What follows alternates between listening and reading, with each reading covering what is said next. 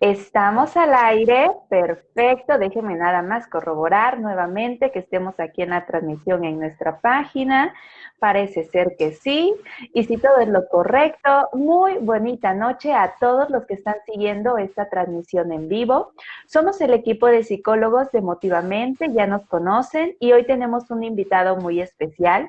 Me presento con ustedes, soy la psicóloga Claudia. Muy bonita noche para todos. Está también con nosotros el psicólogo Will. Hola Will, ¿cómo estás?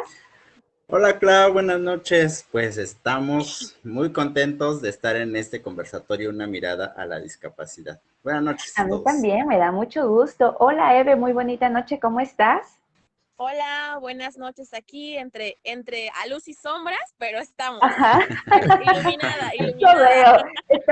Hoy estás súper iluminada, me encanta Eve. Sí, ¿Cuál aro de luz, ni cuál aro de luz aquí? brillante, brillante. Brillante, así Brillante, como como es siempre, Eve. claro que sí. Y bueno, voy a presentar a nuestro invitado que le agradezco de todo corazón el que haya aceptado esta invitación y que venga a compartir con todos nosotros y los que estén viéndonos, ya sea ahorita en vivo, que se vayan integrando o más adelante en el video que se queda guardado para todos ustedes. Presento al licenciado Paco. Él es licenciado en Educación Especial en el área intelectual, maestro en Administración de Instituciones Educativas, y también es asesor técnico pedagógico de educación especial. Bueno, entre lo que quisimos decir para hacerlo más corto, porque si no dijimos que nos íbamos a tardar mucho dando las generalidades, leyendo su currículum, te agradezco mucho, Paco, que estés con nosotros y pues cuéntanos un poquito de ti. Muy buenas noches y bienvenido a esta charla sobre una mirada a la discapacidad. Hola, buenas noches. Sobre todo a ustedes agradecerles esta invitación que me hacen para estar dentro de su conversatorio, ¿no? Y creo que va a ser una sesión muy uh, enriquecedora en relación a manejar ciertos conceptos, algunos términos, ¿no? Y sobre todo hablar de este tema que ahorita como que ha estado un poquito en auge, hablar de la discapacidad, cómo la vemos, ¿no? Y qué tenemos que tener en relación a ella. Así es, yo también lo creo, que esta será una charla muy enriquecedora, nos toca mucho en la consulta y cuando surgió en esta plática el poderlo pues desarrollar en este conversatorio, te agradezco que lo hayas aceptado porque en muchas ocasiones llegan papás y Evelyn creo que está más al tanto con los niños, no me dejará mentir de que de repente es, ¿y cómo puedo detectar? ¿Y cuáles Ajá. serían algunas de esas primeras señales? Y son los temas que quisiera poner en la mesa para que podamos compartir el día de hoy. Primero, me gustaría que pudiéramos abordar el cómo ha evolucionado el concepto de discapacidad, los tipos de discapacidad, cómo Okay. detectarlos y, si se puede, un poquito de debate, el cómo influyen las etiquetas. Vamos Me parece entrando poco a perfecto. poco, ¿les parece bien? Así que pues empecemos un poquito a hablar desde la evolución. ¿Cómo ha Claro que sí. evolucionado el concepto de discapacidad? ¿Cómo me lo podemos platicar? ¿Paco? Ok, sí, pues, bueno, no sé, algunos de ustedes se recordarán en la infancia o tal vez a sus papás, ¿no? El referirse a veces de manera un poquito despectiva a las personas con discapacidad como el enfermito, el que está malito, ¿no? Esta situación de usos y costumbres que a veces como que están muy arraigados. Sobre todo el decirle, ¿no? El pequeño angelito, ¿no? Mira, a tal persona Dios lo bendijo con un angelito. ¿No? Entonces, son algunos de los términos vulgarmente conocidos de la discapacidad. Y si bien me acuerdo que anteriormente, por ejemplo, a las personas con discapacidad intelectual se le decían retrasados mentales o retardo mental. Entonces, creo que son parte de los conceptos que podríamos estar platicando ahorita, cómo han estado evolucionando. Así es. Sí, y es importante, Clau, Paco, Sí, hablar de esto, perdón que haya interrumpido, Clau, adelante. este, hablar de la discapacidad, ¿no? Porque tenemos, no sé si es que estamos también entrando en un punto de lo políticamente correcto, ¿no? Uh-huh. Y por eso estos términos de decirles angelitos o un término que nos han casi impuesto muchos políticos, el personas con capacidades diferentes, decimos, ¿no?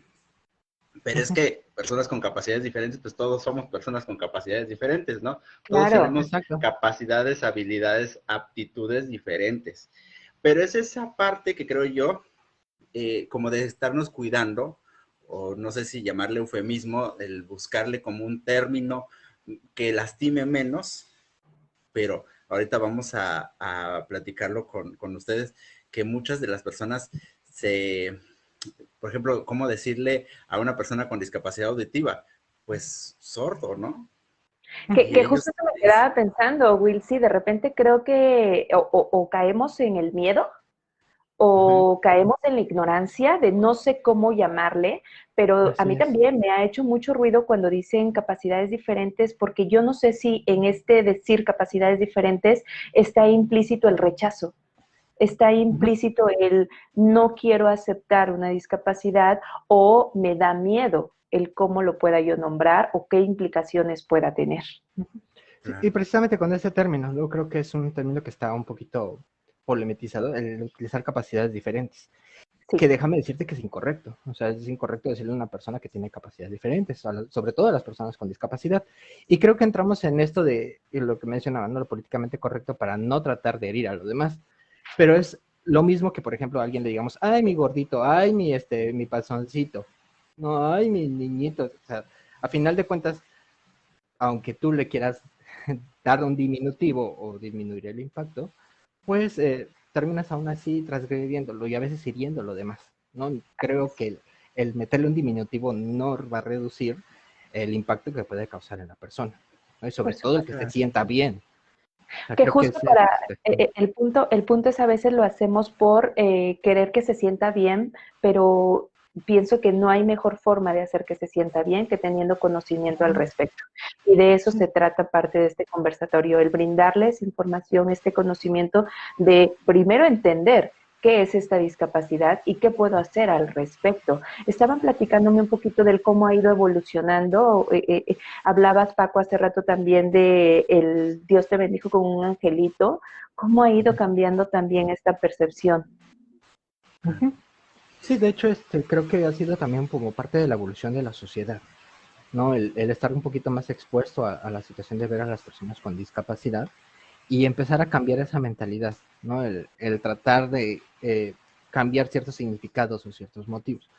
Digo, hay muchas personas, lo veo en mis alumnos, ¿no? Que están ahorita en la universidad, que mencionan, por ejemplo, el sordomudo.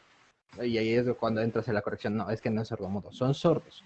No hablan porque pues no oyen, ¿no? Y pues no pueden repetir el lenguaje oral, que eso es lo que a veces los limitan, pero son sordos.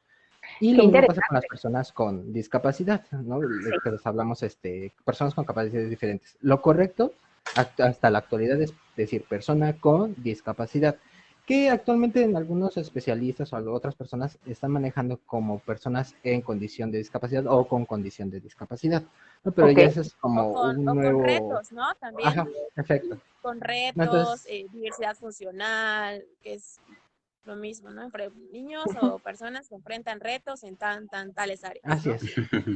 Okay. Y es correcto también decir retos, a ver, para que yo les puedo decir, y les agradezco muchísimo el espacio, les decía antes de empezar, yo me Uh-huh. considero corta de información sobre la discapacidad y estos momentos me enriquecen mucho porque es saber nombrar las maneras también pues correctas y adecuadas de hacerlo. Cuando comentaste retos, Eve, ¿es correcto llamar retos? Comentaste también, Paco, con discapacidad o en situación de discapacidad. ¿Me platicas un poquito más qué es lo hoy correcto nombrar? Okay.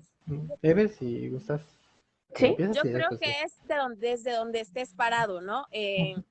Desde el enfoque que estés manejando, desde donde estés parado y desde donde lo quieras llamar. No está mal, ninguno de los términos que se han mencionado es incorrecto, digamos.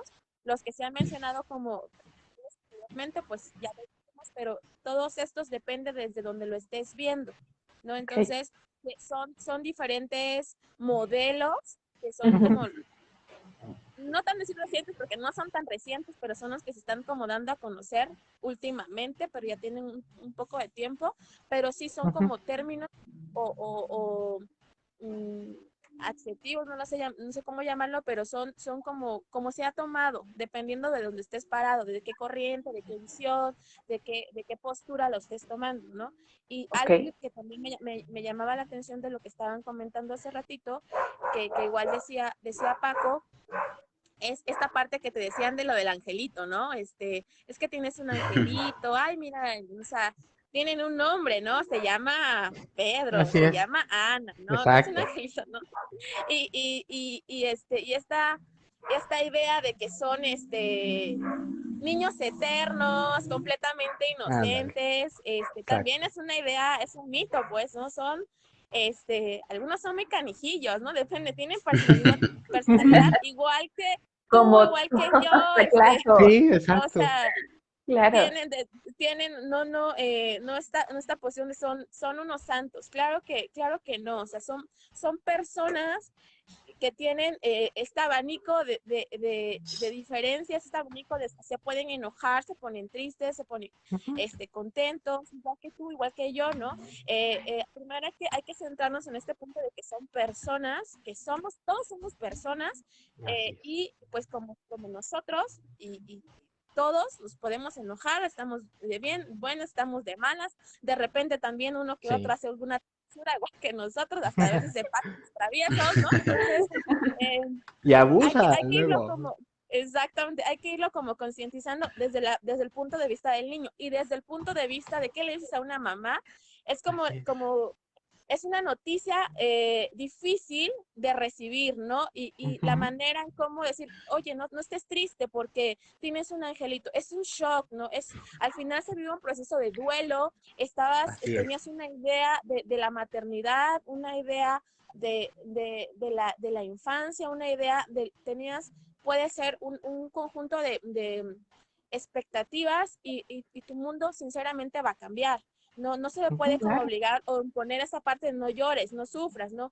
Claro que se tiene que permitir pasar su duelo, asimilar toda esta información, asimilar todo esto que se viene y en el momento en el que la familia, porque es una situación familiar, se recomponga, se retome toda esta parte, lo asimile y continuar, ¿no? Pero sí se le debe permitir como que pasar por todas esas fases que son súper importantes, no solamente para la familia, sino también para el niño, porque por muchos procesos de duelos no resueltos en esta parte de la discapacidad se vienen situaciones de sobreprotección, de rechazo, de abandono, situaciones a veces que nos preguntaban hace algunos conversatorios atrás de rupturas familiares, entonces son situaciones que se deben trabajar, no es como tomar a la ligera de sonríe, ¿no? Es un proceso difícil y que debe tomarse con la seriedad que la tiene, ¿no?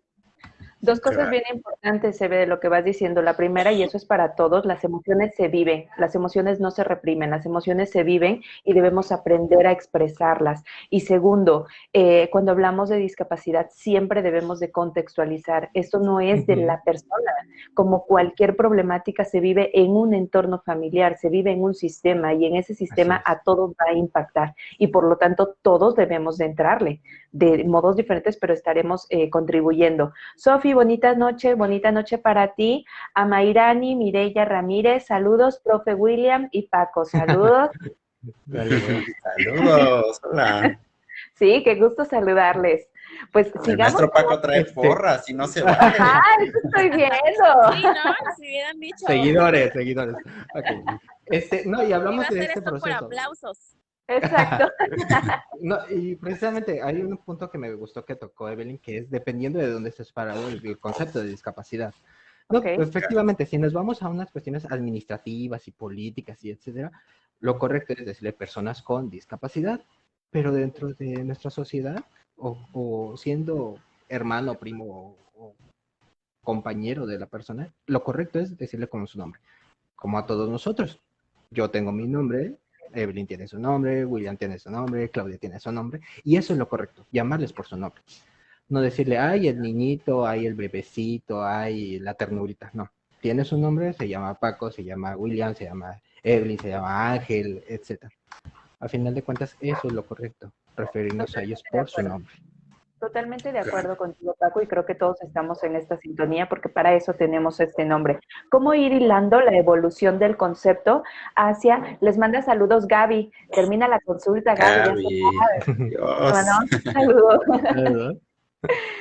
Cómo ir hilando la mirada a la discapacidad en este sentido de la evolución a los tipos? Porque también es importante saber cuáles Claro. son los tipos de Ujú. discapacidad que existen. Sofi, Así nada más es. con esto cierro y les doy la apertura a los tipos. Comenta Sofi, considero también importante considerar que la discapacidad puede Ujú. ser adquirida o congénita. La situación Claro, puede ser distinta para la Claro. persona Ujú. o la familia en esos dos escenarios. claro. Excelente comentario. Sí, Sí, y de hecho fíjate sí. que aprovechando de que está Paco con nosotros y retomando lo que nos dice Sofi, ver cómo también algunos diagnósticos discapacitan de cierta manera. Es decir, ahorita nos va a comentar, creo, Paco, cuáles son las discapacidades, pero cómo también, no sé, voy a preguntar si el TDAH, el TEA, el trastorno de Sí, autismo, discapacita, la depresión discapacita, por ejemplo, ¿no? Y que también Ujú. este impacto que nos está diciendo Sofi, o sea, pues no es lo mismo que tú desde niño sepas o como cuidador sepas que tu hijo tiene alguna condición, a que Ujú. lo sepas a los 12 años Después. o lo sepas después o por algún Ujú. accidente tengas discapacidad. O sea, nadie se salva de estar discapacitado en Así algún es. momento, pero no. Ujú. Y de hecho es un comentario muy acertado, ¿no? La situación de mencionar que ninguno de nosotros está a salvo de en algún futuro poder adquirir una discapacidad. Y voy de acuerdo a este comentario, ¿no? Las discapacidades son congénitas y adquiridas. Las congénitas, pues ya es cuando vamos en el proceso del nacimiento y del desarrollo del feto del embrión, pues ya a la mamá a veces va al ultrasonido, ¿no? Y ahí mismo le dicen, oye, fíjate que tu hijo viene con ciertos retrasos, a veces con en el médico, ¿no? Oye, fíjate que noto cierta sospecha en el desarrollo de tu embrión, ¿no? De tu pequeño bebé que va como naciendo, y ahí es cuando, pues, bueno, la mamá de que está en el embarazo ya la hacen consciente que pues su hijo va a nacer con una discapacidad. No hablamos sí. de discapacidades que tal vez puedan ser visuales, ¿no? Como discapacidades físicas, ¿no? O alguna malformación o el síndrome de Down, ¿no? Que ya son como algunas discapacidades que se puede ir como más o menos previendo en la cuestión del desarrollo embrionario. Pero hay discapacidades que se adquieren y se adquieren desde el momento que empieza el nacimiento. Hay niños que su Ok. desarrollo embrionario estuvo correcto, pero resulta que en el nacimiento viene con el cordón umbilical enrollado, ¿no? Y pues se está asfixiando. Y la asfixia, pues ustedes saben que empiezan a morir neuronas. Y hay una muerte grande de neuronas que pues lo logran discapacitar.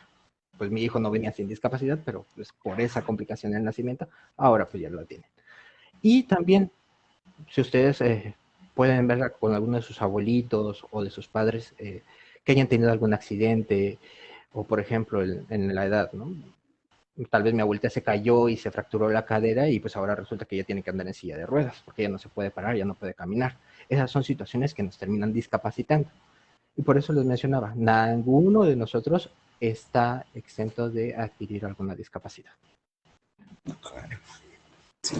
Es muy importante este punto porque, eh, pues, es que enfrentarlo, bueno, decirlo ahorita es fácil, Uh enfrentarlo -huh. a veces Ya es genera complicado, muchas ¿no? complicaciones, tiene un impacto emocional tremendo, así como decía Evelyn, no le puedes decir a alguien, ya pasó, supéralo, etcétera. Pero creo que ahorita, gracias a que estamos aquí nosotros platicando, creo que también hay maneras de afrontarlo, ¿no? Uh -huh. Muchas personas, ahorita que también decía Evelyn, son angelitos, sí son angelitos, pero tienen un desarrollo, tienen un crecimiento y ese crecimiento tiene que ir evolucionando. La vez pasada hablábamos de los cuidadores, decíamos hay que adaptarnos y aunque sea una persona con discapacidad también hay que adaptar los cuidados porque ese crecimiento no se detiene, ¿sí? Por ejemplo, hablando de sexualidad, nada más por ponerlo sobre la mesa, o sea, Exacto. la sexualidad se presentará Uh igual que a -huh. cualquier otra persona, ¿no? Tendrá deseo sexual, tendrán excitación, tendrán necesidades fisiológicas y a veces ese es el problema de los papás que quieren mantenerlo como un niño y Uh -huh. tratarlo como un niño y vestirlos como niños. Y Exactamente, desde el justo. Sobre trato todo eso. impacta, claro. Exacto.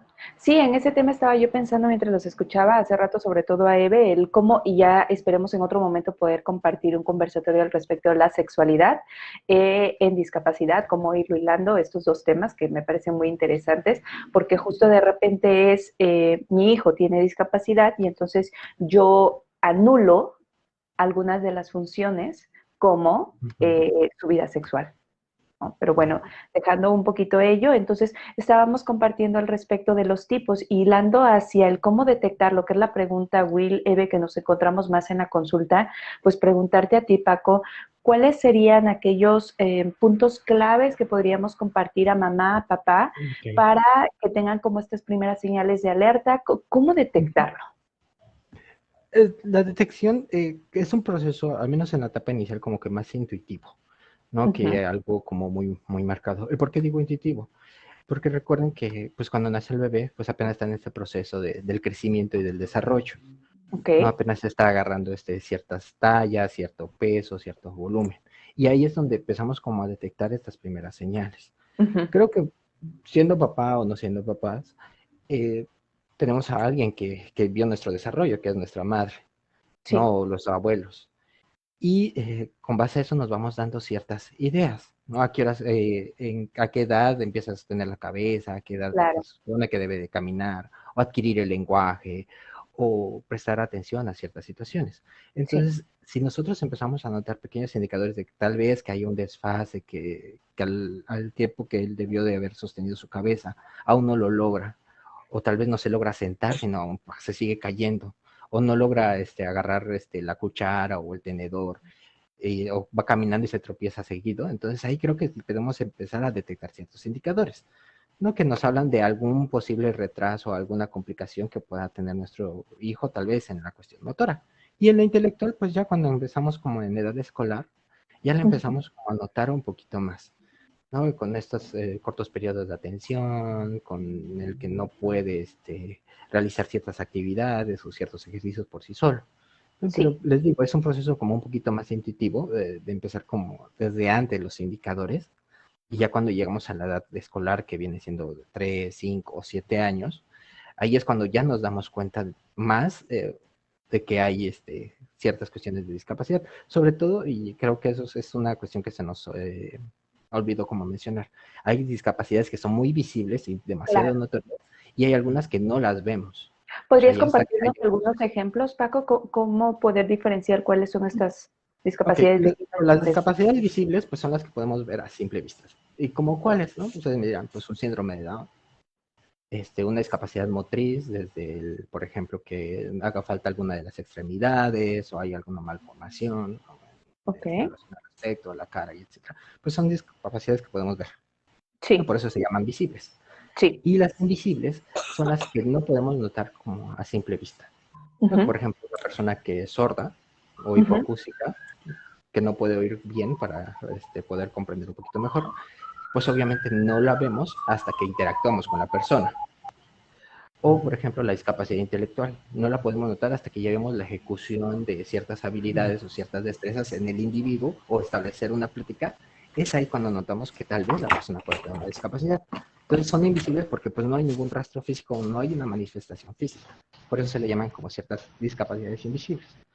Y Y en creo esas que... discapacidades Uh-huh. invisibles es donde, perdón, interrumpí, en donde Sí, sí, no, el primer paso sería ser intuitivos los padres, como ok, ajá, lo que se espera en esta etapa del desarrollo es que exacto. haga esto, y estoy viendo que no lo hace, o cuando ya ingresa al preescolar, que es la mayoría de los casos con los que nos hemos topado, que es donde mayormente se dan cuenta papá y mamá, ese sería el primer momento donde los padres, pues al notar esas señales, es acudir con los profesionales. Willebe, ustedes Así pues han es. tenido pacientes, quisieran compartirnos un poquito de cómo ha sido el detectarlo en sus papás, en sus mamás, en los casos que han tenido.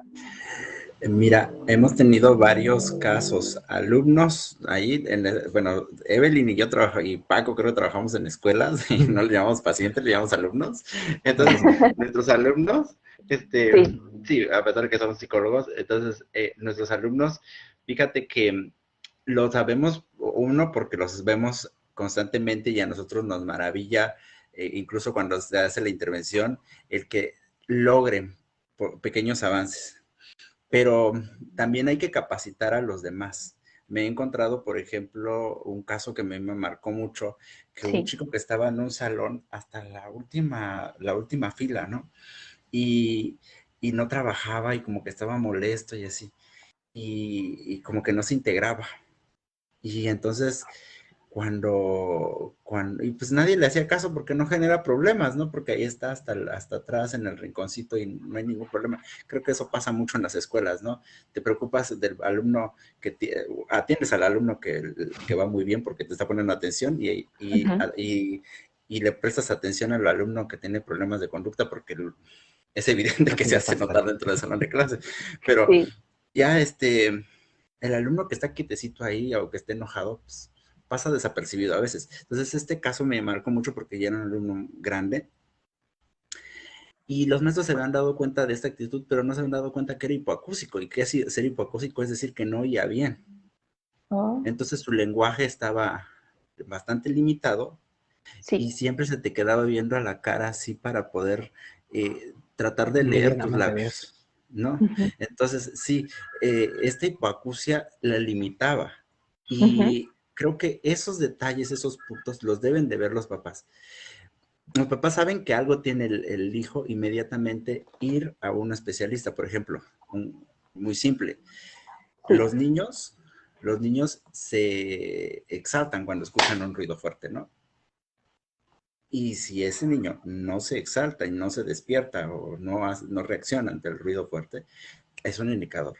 Y Sí. no les voy a dar, porque luego también genera un estrés en los demás si les dijera yo cuáles serán los posibles diagnósticos, pero algo Eso sí. anda ahí Sí. fallando, ¿no? Ajá, El caso del niño de movilidad, por ejemplo, que no mueve las extremidades cuando está acostado o que a cierta edad no se da la vuelta, no hace el Mira, intento por darse la vuelta, girar. Entonces, algo está Ujú, ahí mal, que es un indicador para hacer una valoración. Ojalá y que no sea nada mal, pero si nada más con estimulación se resuelva. Pero si no, es un momento importante para iniciar la intervención. Ajá, y exacto. eso Y es lo que además, voy sí, perdón, adelante. Sí, adelante, a eso Paco. voy con la cuestión intuitiva, ¿no? A final de cuentas, el papá es el que está más cercano a él en algunas situaciones, o el maestro, a veces cuando ya están en la cuestión escolar, ¿no? Y te das cuenta de, oye, espérate, este niño se acerca mucho el libro a la cara, ¿no? Ujú. O cuando le hablo, cuando hay un ruido, no hace no se mueve. Y eso es a lo que voy. O sea, lo primero de detección es, ¿sabes qué? Esto no está bien.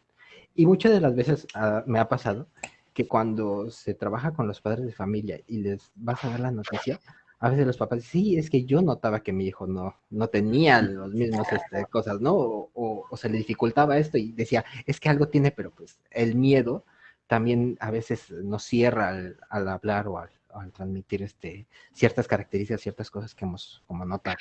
Y que aquí hay que hacer un énfasis y me detengo en el miedo porque el no enfrentar ese miedo es quizás posponer una intervención pronta, que en muchos casos, Ujú. o dependiendo de la discapacidad, pero que es tan importante la intervención y que a veces es el miedo, mejor hago que no veo, que no está pasando nada, que mi hijo no lo tiene y lejos de ayudar, lo que estoy haciendo es que quizás no esté contribuyendo a Ujú. el desarrollo de este niño, de esta niña, ¿no? Qué importante es la intervención lo antes posible. No sé ustedes qué opinen. Sí, la intervención es indispensable. Perdón, Evelyn, creo que ibas a hablar. Adelante. sí, sí, no, esta parte de detectar, de tener una duda, no hay más, no hay otra opción que buscar aclararla, ¿no? ¿Qué es lo Así que es. puede pasar? Lo de menos es investigar y que te digan todo está perfecto, ¿no? La duda que tenías, pues es algo esperado para su edad, todavía está muy pequeño para lo que quieres lograr, pero que casi no, Ujú. casi esa duda que tienes, sí puede estar formando parte de una situación que hay que observar y sobre todo que hay que intervenir. Y lo que decías, los primeros años son súper Así importantes. es. Entonces, no todo es discapacidad, ¿no? Hay Ujú. alteraciones o situaciones que pueden trabajar desde la estimulación. Ahorita con la pandemia hay muchas acciones, actividades que no han hecho los niños, ¿no? En cuanto a lo Ujú. motor, en cuanto a social, en Sí, cuanto claro. incluso a lo intelectual, ¿no? Esta interacción que da la escuela, que da la Así es. socialización, que no se ha podido dar, ha mermado muchas habilidades en los niños, ¿no?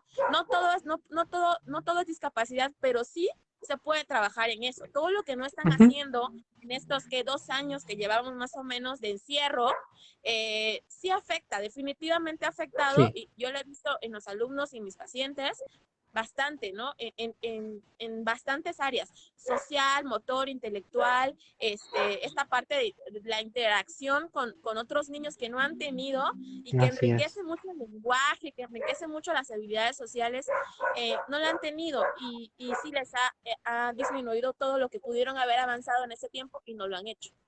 Ujú. De hecho, es muy correcto lo que dices, Evelyn. Y creo que no nomás nos basamos ahorita a esta cuestión de la pandemia, sino hemos notado ahorita que, por ejemplo, y yo se lo he a veces recriminado a mis madres, ¿no? Porque tan fácil es que el niño no me moleste y le doy su teléfono para que ahí se la pase viendo videitos, ¿no? Y limito la interacción social.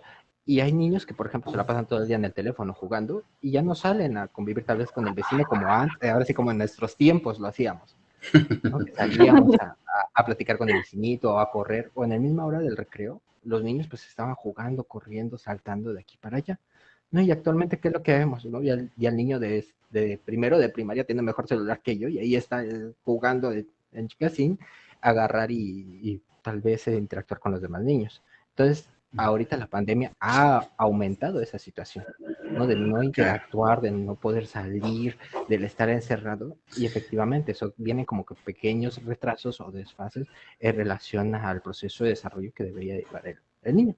Pero como lo dice Claro. Evelyn, si yo voy, atiendo y hago pequeños ejercicios, pues vamos a lograr empezar como a nivelar este proceso del desarrollo.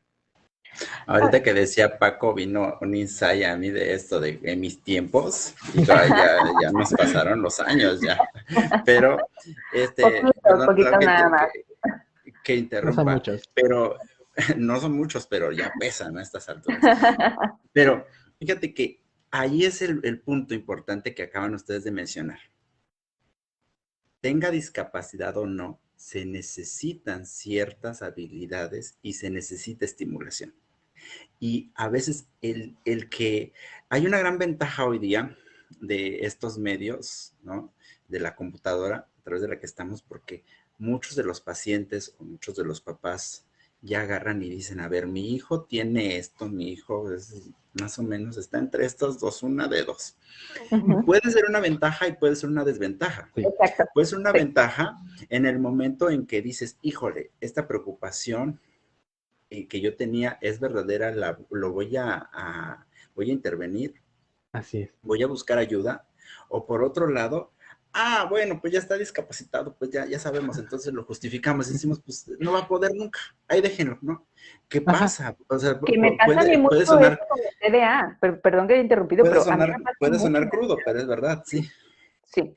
De repente ya es la justificación para, es que mi hijo no obedece. ¿Por qué? No porque yo no esté poniendo límites, no porque mi estilo de crianza quizás esté cayendo en la sobreprotección, sino en realidad porque tiene TDA. Y entonces caigo en justificar a partir de un diagnóstico o quizás a veces ni siquiera un diagnóstico, nada más lo que yo leí en internet como papá o como mamá.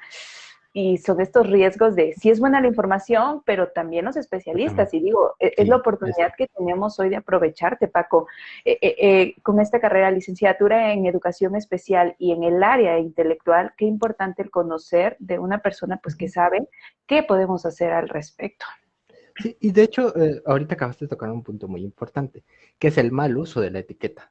No porque una persona tenga con discapacidad o tenga discapacidad se le hay que tener como lástima, como esta cuestión de calidad o como limitarlo a decir, ay, es que ya no puede, por su discapacidad ya no lo puede hacer.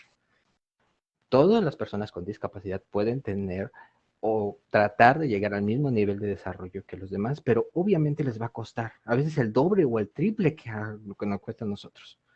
Pero a final de cuentas, mientras más sea o más pronta sea el proceso de atención, va a lograr desarrollar más habilidades, ¿no? Por eso Evelyn hacía mucho el énfasis, ¿no? La cuestión de la detección temprana para empezar el proceso de intervención.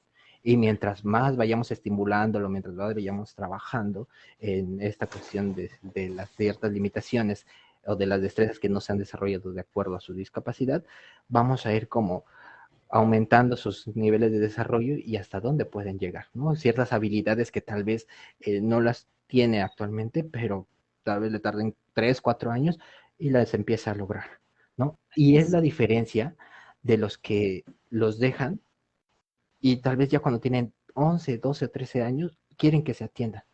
Pues va a ser muy difícil recuperar todo ese tiempo perdido. Estamos hablando de 13, 14 años que tal vez no se le dio una atención al niño. Y Sí. pues obviamente si tiene discapacidad más todavía esos 13 o 14 años de rezago, pues va a ser el 4 o el quíntuple difícil y va a haber habilidades que tal vez ya no podamos lograr. Y que es muy lamentable lo que dices, Paco, porque me ha tocado desafortunadamente conocer a algunas personas que pues tiene una discapacidad intelectual y entonces mejor ya no lo llevo a la escuela, mejor ya no lo integro a alguna actividad social y está en casa y híjole, después conocer a este joven, 15 años, 16, uno dice tanto trabajo que había que hacer y que qué tarde estamos y que nunca es tarde, porque eso es una máxima, pero al final hay que trabajar, siempre. No hay que dejar de lado porque ya tiene una discapacidad y ya no va a funcionar. No, de ninguna manera. Hay mucho que hacer. Que me gustaría, les digo que ustedes traen público. Daniela Ruiz, saludos, profe William.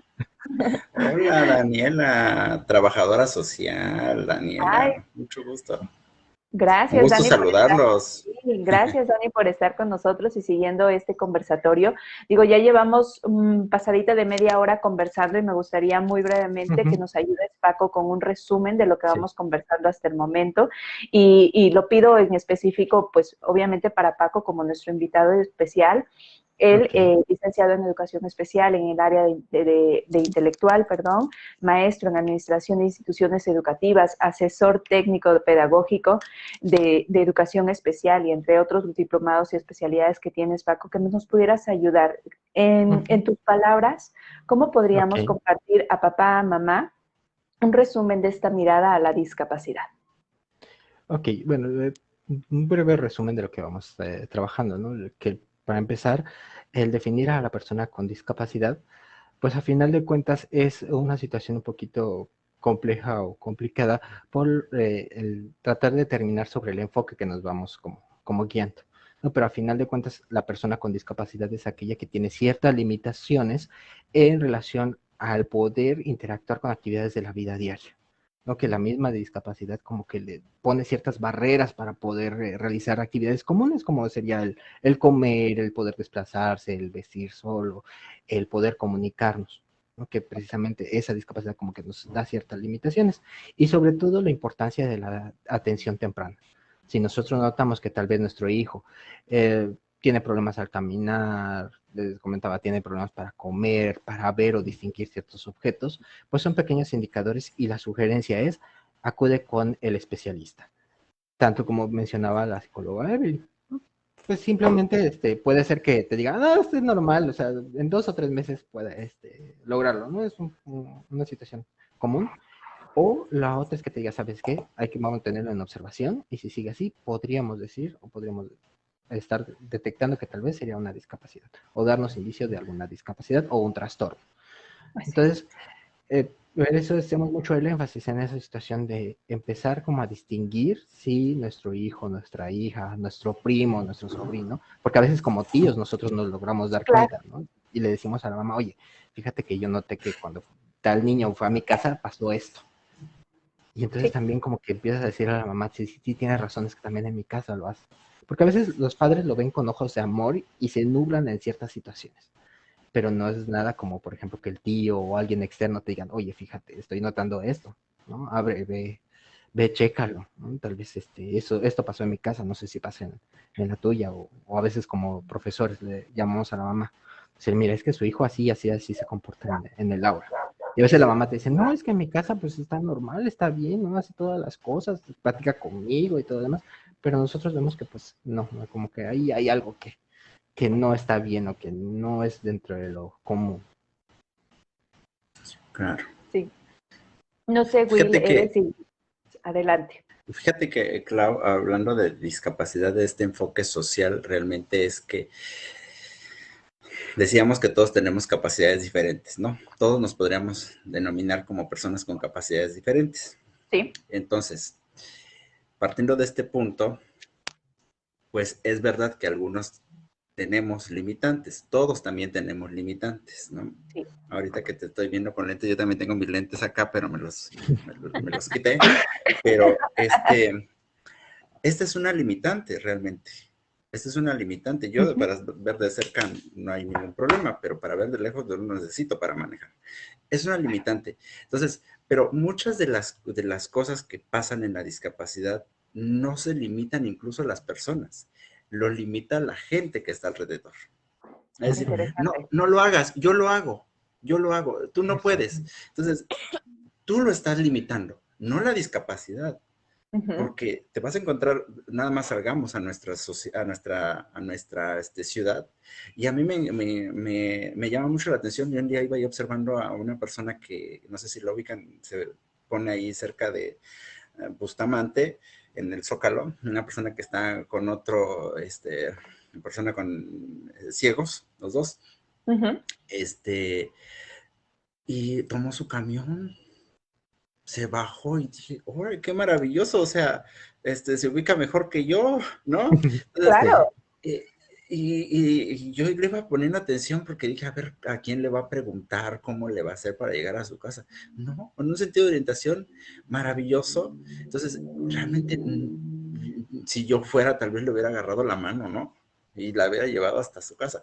Pero no, creo que nosotros limitamos mucho a la gente, y también considerar que hay muchas formas de ser discapacitado, de estar discapacitado.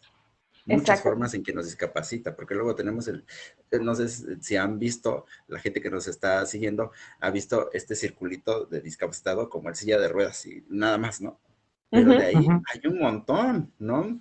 Hay personas con sordera, hay personas ciegas, hay personas con discapacidad intelectual, ¿no? No sé qué otras discapacidades haya que se me estén olvidando. Psicosociales, exacto. Actualmente también se maneja, bueno, no tan actualmente, ya hay términos que ya llevan un ratito, pero que no realmente no muchos lo manejan o lo conocen, ¿no? Esta parte de lo que comentabas hace rato, ¿no? Autismo, depresión, esquizofrenia, todas estas partes o situaciones o diagnósticos, algunos los llaman psiquiátricos o enfermedades mentales o no sé, ¿no? Condiciones, ya me gusta llamarlos como condiciones, o situaciones que las personas están presentando, y también también forman parte de una limitación, ¿no? Y lo que decía Gui, no tanto por las personas, sino por la interacción entre la persona o las personas y pues el entorno, la sociedad, que es la que es discapacitante, ¿no? Me encanta cómo van hilando el tema, me encanta mucho cómo lo van hilando, yo los escucho y voy asintiendo, y ahorita les comparto una película que me gusta muchísimo, pero lo que van comentando es maravilloso, porque cuántas veces no es la persona que tiene una discapacidad, sino el entorno quien está incapacitando. Y también al escucharlos me llegó a la mente el romper el clásico estereotipo que tenemos, que discapacidad es la persona en silla de ruedas, justo como lo decías en esta imagen que está en muchos lugares. No, discapacidad hay, y de muchos tipos. Me encuentro en la consulta con depresión, con ansiedad, y por supuesto que es una discapacidad, porque me está limitando, como decía Paco hace rato, para desempeñar el día a día las actividades que yo estoy llevando a cabo. Hay una película muy bonita que, si pueden ver, les confieso que es de mis top, de mis favoritas, que se llama La familia Bélier. Se las voy a escribir ahorita en los comentarios. La familia Bélier es una familia de sordos, es una película francesa, y es una película que justo hace mención de que él, y ya no los spoileo, pero el papá es una familia, son 4 ellos, y el papá se lanza como alcalde, y de repente es como, ¿cómo? ¿Tú te vas a lanzar de alcalde? Pero si tú no oyes, ¿cómo le vas a hacer? Y dice, ¿por qué no? O sea, cómo a veces es el entorno quien está incapacitando, y las personas, todos, tenemos esta búsqueda de la autosuficiencia y en cualquier discapacidad no podemos estar limitando, sino contribuyendo hacia la autosuficiencia de las personas y en todos los sentidos, ¿no? Ajá, y precisamente con ese tema que acabas de mencionar, Clau, disculpa que te interrumpa, Henry, estamos viendo esa situación y lo vemos en la vida diaria, y al menos, a lo mejor yo creo que nosotros, al menos Will y Evelyn, que estamos trabajando en especial, como que somos un poquito más conscientes y observadores, y a veces vamos caminando en la calle, y pasó hace unos días, y vemos, por ejemplo, que una persona se agarra y se estaciona en el espacio de discapacitados, y no tiene una discapacidad, y te quedas así como de... ¿Cómo es posible que pasen esto, no? O vamos caminando por las calles y hay banquetas que no tienen ni siquiera rampa y las que tienen la rampa está mal hecha la rampa, ¿no? Está albadísimo para que puedas subir, ¿no? Las bloquean. Ajá. O los hospitales, ¿no? La rampa está demasiado inclinada como para que la persona con silla de ruedas pueda entrar por sí sola. O alguna de las escuelas, ¿no? Aquí en esta comunidad tenemos una escuela que la rampa está demasiado inclinada, que tú dices, pues si va un niño con silla de ruedas, pues va a dar hasta el otro extremo de la calle, ¿no? Entonces creo que esas son situaciones que precisamente a veces nuestra misma sociedad como que vamos en este proceso de limitación. Y en Oaxaca pasa una situación media chistosita. Pusieron unos letreros muy bonitos en las esquinas de cada calle con sistema braille. Sí. ¿Cuánto tiempo duraron esos letreros antes de que las personas fueran y los arrancaran? ¿No? O el canalito que está en medio de las calles que muchos desconocen, que es precisamente para que las personas ciegas se vayan guiando con el bastón. No, a veces ahí lo van no lo van respetando, van pasando por encima de él, resulta que cuando volvieron a pavimentar la banqueta ya no hicieron el canalito, no sé, se O van tenemos olvidando. puestos ambulantes. Así es, o tenemos puestos ambulantes que están obstruyendo. O los semáforos, creo que nada más ahora ya nada más sirve un semáforo de los que antes había como auditivos, que a cada rato estaban pitando cuando ya era la luz para que el peatón pasara, ¿no? Entonces creo que ahorita nada más sirve uno en todo el centro de la ciudad, no sé, corríjanme si me estoy equivocando, pero pues esos eran como ciertas cuestiones de acceso que actualmente ya se están perdiendo y yo veo muy mal esa situación. Sí, por supuesto. Digo, con un grupo de amigos que tienen un espacio que se llama CELDIM, es un centro para la discapacidad con jóvenes, para la inclusión laboral, jóvenes, no me sé bien las siglas, pero hacíamos un ejercicio que le llaman ellos ponte en mis zapatos. Y el ponte en mis zapatos implicaba a ver, una persona en silla de ruedas, ¿cómo va a transitar en estas calles? ¿Qué es lo que está pasando en nuestra ciudad? No tenemos la conciencia del otro. Pinacho, Joaquín, Dana, hola, un gusto verlos, muchas gracias, saludos para ti, gracias. Y pues bueno, mi último tema en la mesa para que vayamos, no sé si quieran hacer algún otro comentario, pero al estar escuchando ya estos últimos comentarios es el tema de las etiquetas. ¿Cómo influyen las etiquetas? Venga. Mira, hay que preguntarle a las personas cómo les gusta que les llame. Sí. Ahí quiero aclarar un punto. Fíjate que hay que romper paradigmas, porque yo también era como de la idea de las etiquetas no van, de las etiquetas no sirven, de las etiquetas señalan.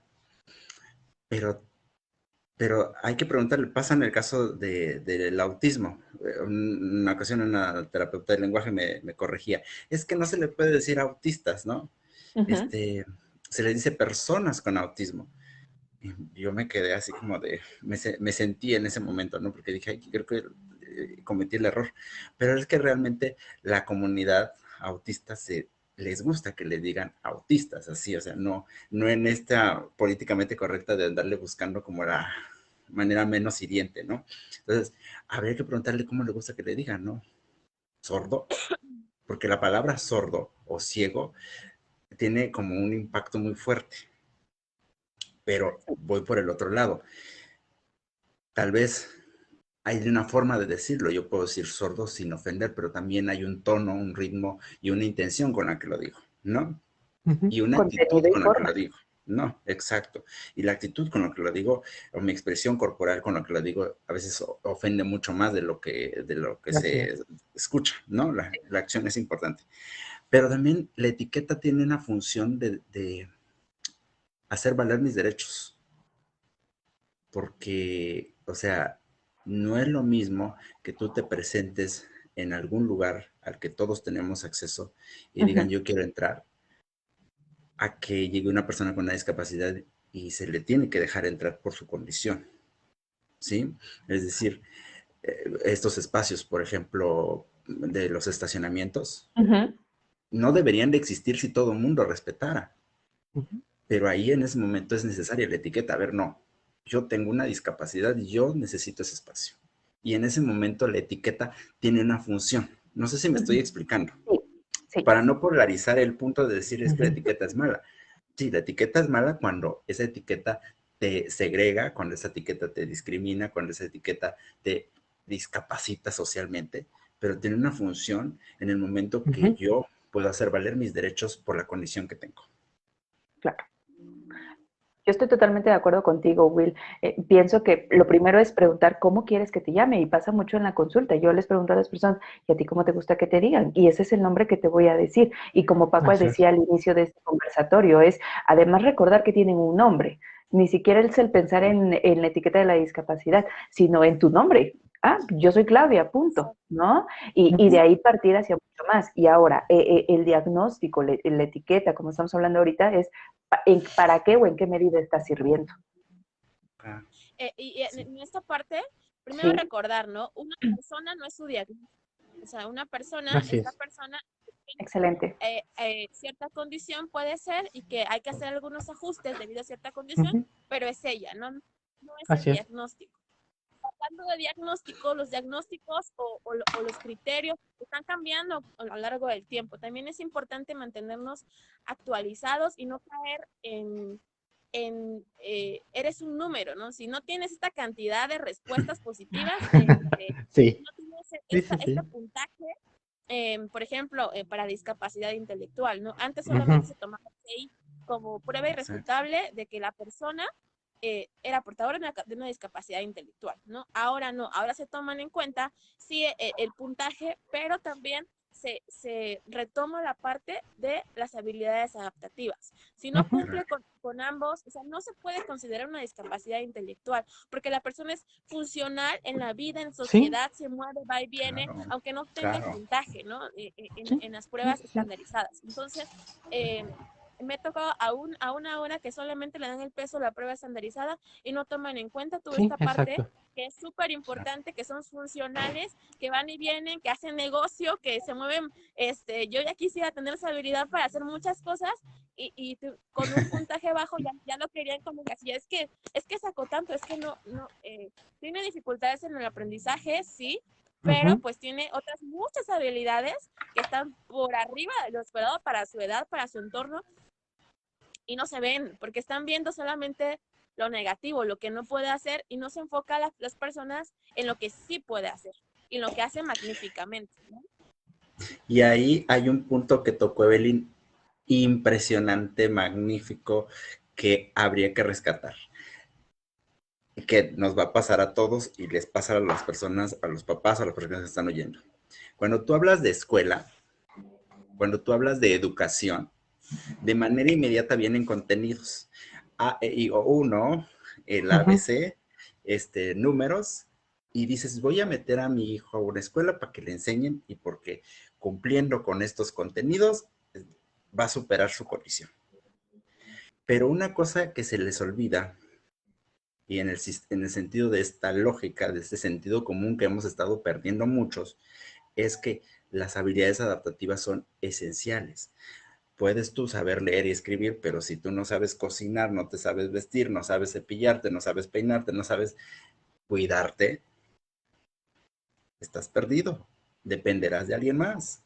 Entonces, sí, yo no estoy diciendo que los contenidos también aplica para los maestros, porque luego también a veces nosotros que trabajamos en escuelas a veces se nos olvida y decimos, híjole, ya voy atrasado, ya va en segundo y no he aprendido a leer y escribir. Pero en el caso de la discapacidad, en el caso de las personas con discapacidad, hay que tener muy en cuenta las habilidades adaptativas.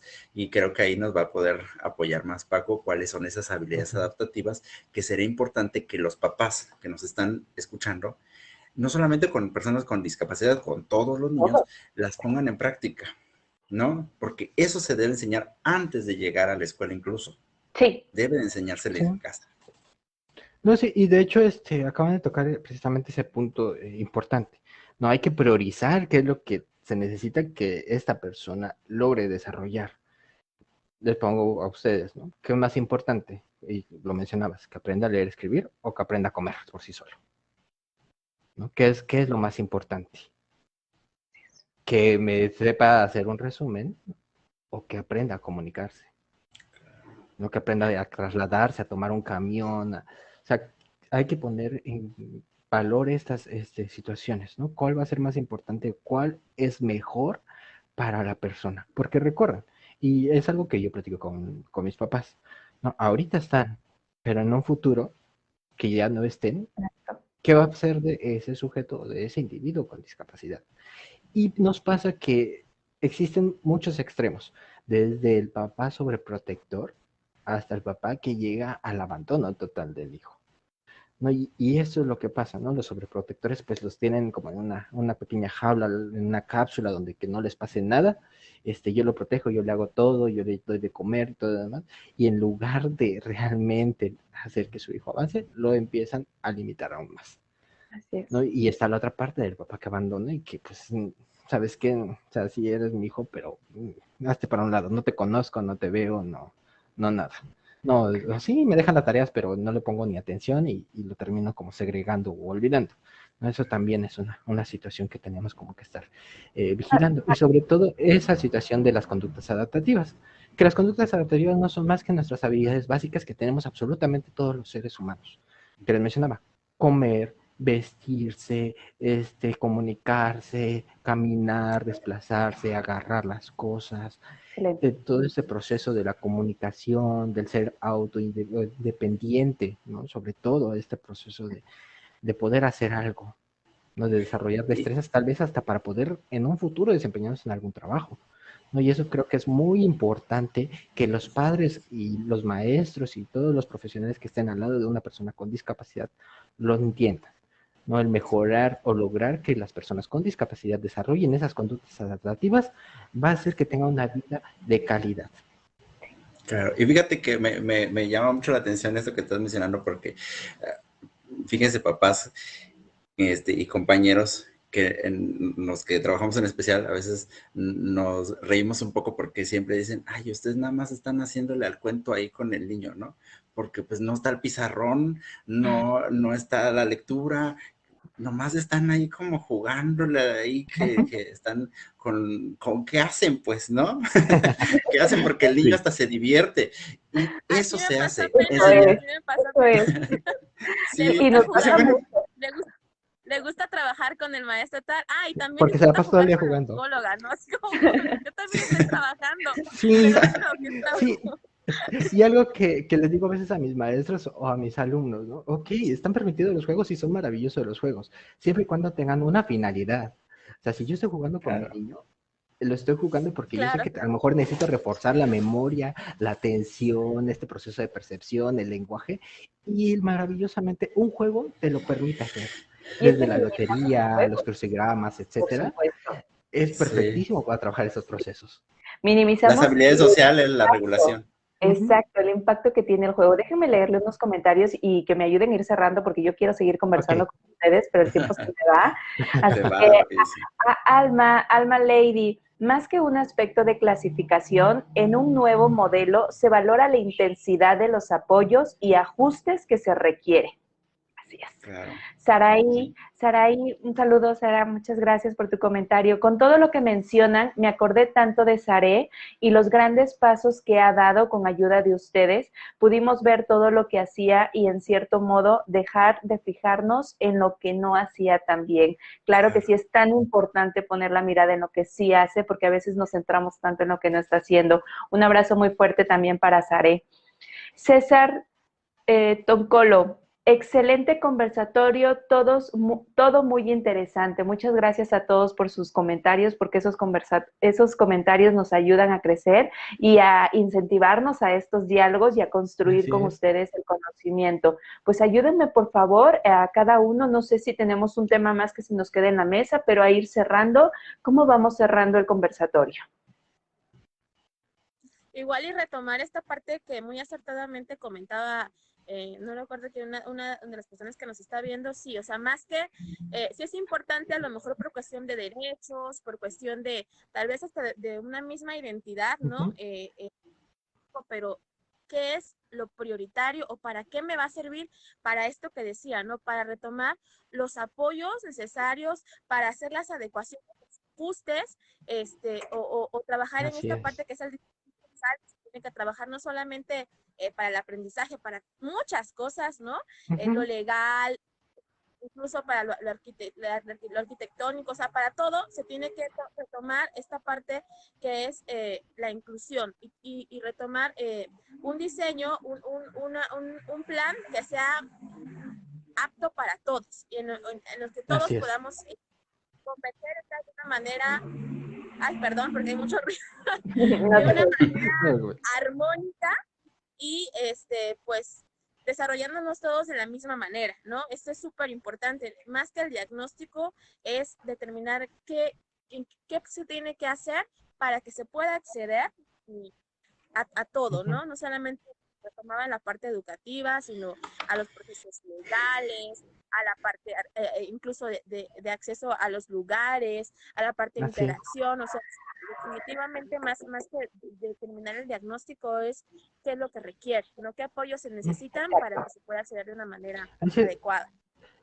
Y acabas de mencionar algo muy importante. Recuerden que cuando realizamos este proceso, al menos se lo comento a los profesionistas, ¿no? Cuando se realiza este proceso de intervención y todo lo demás, tenemos que tomar en cuenta lo que el alumno necesita, no lo que nosotros queremos que el alumno aprenda, sino lo que el alumno en este momento está diciendo, oye, fíjate, estoy necesitando esto, mis limitantes actualmente son estas y yo necesito aprender esto antes de aprender las otras cosas. Y de acuerdo a eso es que nosotros vamos a realizar esos ajustes, ¿no? A realizar tal vez modificaciones. Y mencionabas algo muy importante en relación a los contenidos. Si mi alumno no puede alcanzar los contenidos, pues de acuerdo al nivel en el que está, voy a realizar esos ajustes y voy a priorizar qué es lo que necesita aprender en estos momentos. Y en la casa pasa lo mismo. No, actualmente mi hijo, ¿qué es lo que está necesitando? ¿No? ¿Cuál es su primer foco de atención que él requiere? No, tal vez está presentando esas conductas porque él quiere apoyo, quiere que yo lo esté ayudando o él quiere comunicarse, ¿no? Hay personas que, por ejemplo, sordos, que no establecen un sistema de comunicación y están luego pegándote y tratando de comunicarse, ¿no? Y eso es algo que tienen que ver los padres, ¿no? ¿Cuál es la necesidad que ahorita está presentando su hijo? Que actualmente está presentando y qué es lo que necesito o qué yo voy a hacer para apoyarlo a que esa necesidad se empiece a trabajar, ¿no? Y se empieza tal vez a disminuir el impacto que ahorita está teniendo, ¿no? O cómo puedo yo ayudarlo como padre de familia, como profesional, para que las limitantes que ahorita está presentando ya no sean tan pesadas o tan grandes. Y creo que eso es una situación de tanto de conciencia como de disponibilidad para ayudar. Sí, padrísimo escucharlos. Pues muchas gracias a los tres. Gracias por este espacio. Will, ayúdame a cerrar. Ayúdame a decir gracias de este conversatorio. Sí, pues gracias por estar con nosotros en este conversatorio. Es importante también enseñar a las personas con discapacidad, a que, exacto como dice Evelyn, no son un número, son personas, ¿no? Y que tampoco se les venda la idea. Me pasó apenas, decían, es que yo necesito más ayuda porque soy una persona con discapacidad. Y eso es verdad, pero tampoco podemos decir siempre que vamos a necesitar ayuda, porque también necesitamos ser libres y también poner en marcha todas estas habilidades adaptativas que tenemos. Es decir, no comprarnos ni tomarnos la idea de que siempre vamos a estar necesitando del apoyo para poder sobrevivir, porque eso no siempre va a ser posible. Entonces, ¿qué necesitamos hoy día? Intervención. ¿Cuáles son los ejes de la intervención? Una es la sensibilización. Sin embargo, la sensibilización lo podemos tener y creo que regresamos al punto el sujeto de lástima, ¿no? Siempre vemos como el discapacitado en la televisión, sujeto de lástima, de que le tienes que dar un donativo y con eso se soluciona. No, no es cierto, no es cierto. Y tal vez impacta de momento, te pones y lloras en estos meses de noviembre y diciembre que luego salen ciertos programas y dices, oh sí, qué sensible estoy respecto al tema, y se te olvida todo el año. La otra, la manifestación. O sea, sí es cierto que salen las organizaciones, las asociaciones, se visibiliza y se ve en ese momento la gran cantidad de población con discapacidad que existe, pero se regresa nuevamente a su casa y ahí se cierra el tema. Hay una última intervención que necesitamos hacer con urgencia y que Sí. no lo he visto en Oaxaca, que no lo he visto desafortunadamente, es incluir a las personas en nuestra vida cotidiana. Siempre los vemos, pero los vemos en alguna esquina tal vez pidiendo caridad, porque eso es lo que se les obliga, que los estamos obligando nosotros como sociedad a hacer, porque no hay lugares donde se les brinde la oportunidad. No he visto, no sé si o he visto muy poco realmente, Yo he visto muy personas que estén poquito. en una función de meseros, de cajeros, que tengan una gerencia, que tengan en algún establecimiento, en algún comercio o en algún lugar administrativo, son realmente muy pocos. Y creo que ahí necesitamos entrar todos, dar la apertura a que las personas, todos nos incluyamos, que dejemos de poner barreras entre nosotros mismos. Y con Wow, eso cierro. me encanta la forma en la que cerraste porque nos dejas una tarea para todos. Nos dejas la invitación a hacer conciencia y cómo incluir y qué estoy haciendo yo al respecto de la discapacidad. Muchas gracias a todos, que tengan muy bonita noche. Cierro este conversatorio. Gracias a todas las personas que nos escucharon, que nos acompañaron. Se queda en nuestra página y pues nos vemos la próxima, que seguiremos, si Paco nos los permite, platicando contigo, Claro que sí. Paco. Me gustaría abordar el tema de discapacidad y sexualidad y por supuesto los comentarios o sugerencias que también ustedes como papá, como mamá, como cuidadores o personas que siguen esta página nos puedan sugerir. Que tengan una excelente noche, muy bonita noche para todos. Gracias, nos estamos viendo. Nos Adiós, vemos, chao. adiós. Adiós. Adiós.